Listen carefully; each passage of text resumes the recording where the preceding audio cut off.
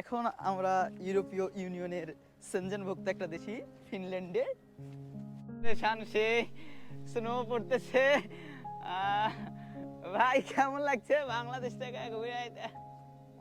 কথা শেষ। আসলেই এতক্ষণ যে বকে গেলাম এখন মানে মুখ দিয়ে কথা বের হচ্ছে না যে কি বলবো, মানে অসাধারণ অসাধারণ কি ভিউ, কি ভিউ! উফ, এই যে স্নো পড়তেছে বলার মতো না আসলে।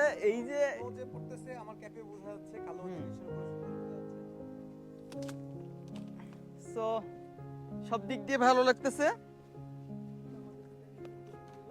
আমাদের জুতার কাজ নাই, আমাদের হচ্ছে পোশাক কিনা লাগবে। উফ কি মজা! হ্যাঁ ঠান্ডা নাই, ওইটার মতো ঠান্ডা নাই। বরফের মধ্যে ঠান্ডা কম লাগবে, বরফের মধ্যে গরম হয়ে যাবে। সব ঠিক আছে তো? সব ঠিক আছে তো? সো আমরা এখন হোস্টেলের দিকে যাচ্ছি। এই যে বাতাস আবার উঠলো। সো এখন আমরা ইউরোপীয় ইউনিয়নের সেনজেনভুক্ত একটা দেশি ফিনল্যান্ডে।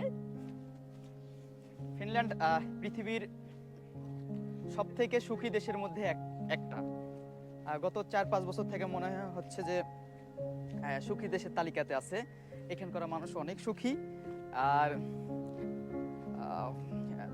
ওই এখন আর কথা বাড়াচ্ছে না আমার। তো পরে কথা হবে। প্রচন্ড ঠান্ডা, প্রচন্ড